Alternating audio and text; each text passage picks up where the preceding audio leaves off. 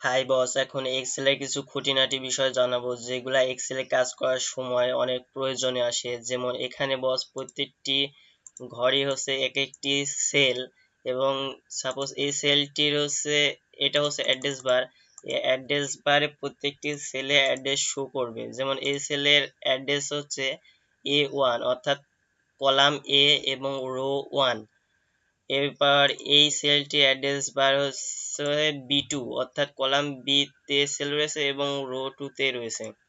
এরপর বস হচ্ছে sell range. এখানে সাপোজ A1 সেলে ক্লিক করে হোল্ড করে জাস্ট ড্রাগ করে নিচে আসলে বস অ্যাড্রেস বারে লক্ষ্য করুন রো 8 গুণন 1 কলাম, অর্থাৎ এ কলাম এ 8 রো পর্যন্ত এর রেঞ্জ এসেছে। এরপর বস আরো ড্রাগ করে ধরলে এখানে দেখাচ্ছে 10 রো 3 কলাম রেঞ্জ ব্লক করা হয়েছে, যার অ্যাশ কালার আমি এখানে দেখতে পাচ্ছি।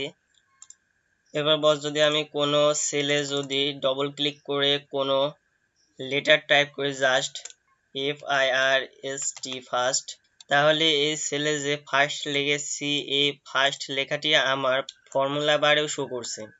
এখন বস এই ফর্মুলাকে আমরা কিভাবে ফাংশন দ্বারা ক্যালকুলেট করতে পারি, এর জন্য আমি কিছু লিস্ট তৈরি করে নিচ্ছি বস।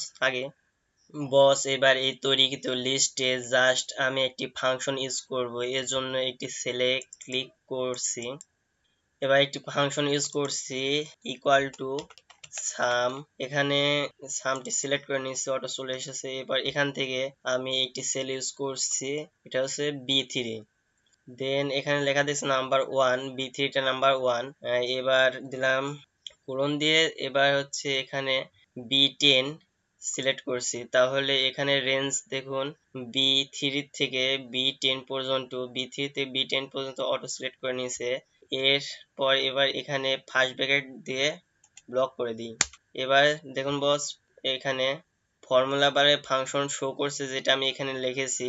এই ফাংশনটি এবার কিবোর্ডে ইন্টারে ক্লিক করলে দেখুন এর সাম অর্থাৎ যোগ দেখাচ্ছে।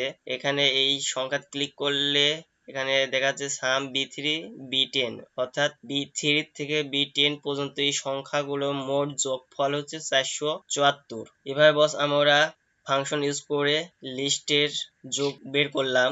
কোনো সেলে কন্টেন্ট ডিলিট করতে হলে জাস্ট সেই সেলটি ক্লিক করুন এবং কিবোর্ড থেকে ডিলিট কি চাপুন, তাহলে সেই সেলের কন্টেন্ট ডিলিট হয়ে যাবে।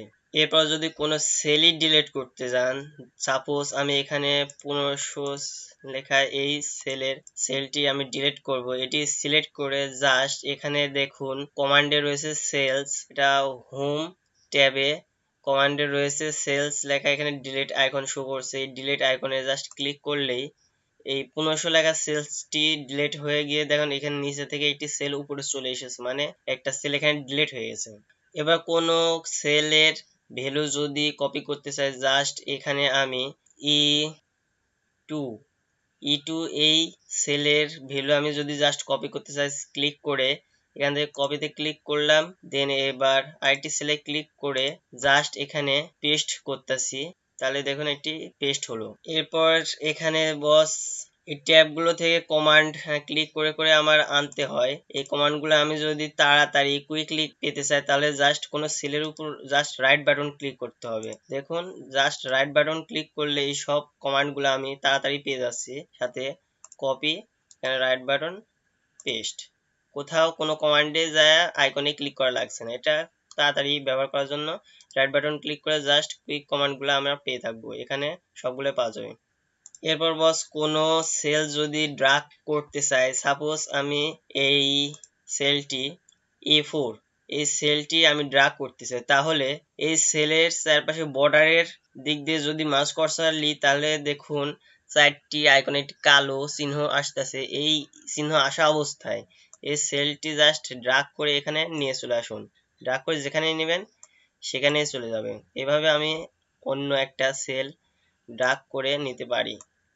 এরপর বস যদি কোনো সেলের ভ্যালু সেম ভ্যালু অনেকগুলা সেলে ফিল হ্যান্ডেলে নিতে চাই, বা অর্থাৎ একটি অক্ষর অনেকগুলা সেলে করতে চাই, তাহলে জাস্ট আমি দেখাচ্ছি। দেখুন বস কোনো সেলে ডবল ক্লিক করলে জাস্ট আমি একটি লেটার নিলাম, এই এই লেটারটি এই সেলের রাইট বটমে এই কর্নারটিতে মাউস কার্সর নিয়ে আসার পর দেখুন একটি প্লাস আইকনে কালো চিহ্ন এসেছে। এই চিহ্ন আসা অবস্থায় জাস্ট ক্লিক করে হোল্ড করে জাস্ট ড্রাগ করে চলুন, যেমন রো বরাবর যাবে, রো আর কলাম একবারে যাবে না, টানলে রো বরাবর টানলে শুধু রোর দিকে চলে এসেছে। এখন প্রত্যেকটা রোয়ে একটি করে এ লেখা উঠছে। এরপর আবার সেই চিহ্ন আনা অবস্থায় যদি কলাম বরাবর টানি তাহলে রো কলাম সব এতে ভরে গেল। তো এইভাবে আমি বস আপনারা কোনো লেটার ফিল হ্যান্ডেলে একাধিক সেলে নিতে পারবেন।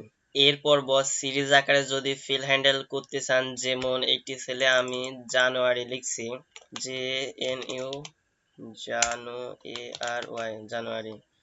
এবার এটি ড্রাগ করছি, দেখুন জানুয়ারি, ফেব্রুয়ারি, মার্চ, এপ্রিল এগুলা পরপর চলে এসেছে। এটা সিরিজ আকারে ফিল হ্যান্ডেল করা। এমনকি এখানে দেখুন আরেকটি সেলে 1, পরে সেলে 2। এখন এটা 2 সেল ব্লক করলাম, করে এটা জাস্ট এই কালো প্লাস আইকনটি আসার পরে জাস্ট টান দিলাম। দেখুন 1 থেকে 13টা সেল সিরিয়ালি ফিল হ্যান্ডেল হলো। তো এইগুলা হচ্ছে সিরিজ আকৃতিতে ফিল হ্যান্ডেল করা। এবার বস আপনার ওয়ার্কশিটে যদি কোনো সেলের ভ্যালু আপনি সার্চ করতে চান, এজন্য জাস্ট হোম ট্যাবের ফাইন্ড অ্যান্ড সিলেক্ট এই কমান্ডে ক্লিক করুন, এরপর ফাইন্ডে ক্লিক করুন।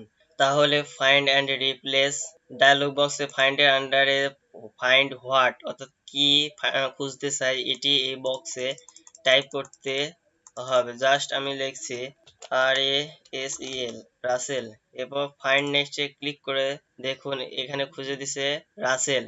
এছাড়া যদি আমি আরেকটি নাম লিখি MOHON, দেন ক্লিক ফাইন্ড নেক্সট, এখানে মোহন সার্চ করে দেখা দিচ্ছে। এখন বস সেম পদ্ধতিতে রিপ্লেস অপশনে ফাইন্ড হোয়াট কি খুঁজতেছি মোহন। এখন এই মোহন সার্চ করে বাই করার পরে এখানে রিপ্লেস উইথ অর্থাৎ মোহনের পরিবর্তে আমি ওই সেলটিতে কোন ভ্যালু বসাতে চাই সেই ভ্যালুটি এখানে টাইপ করছি, জাস্ট লিখছি KHOLIL খলিল, দেন ক্লিক ফাইন্ড নেক্সট, দেন এখানে মোহন ফাইন্ড করছে, দেন ক্লিক রিপ্লেস।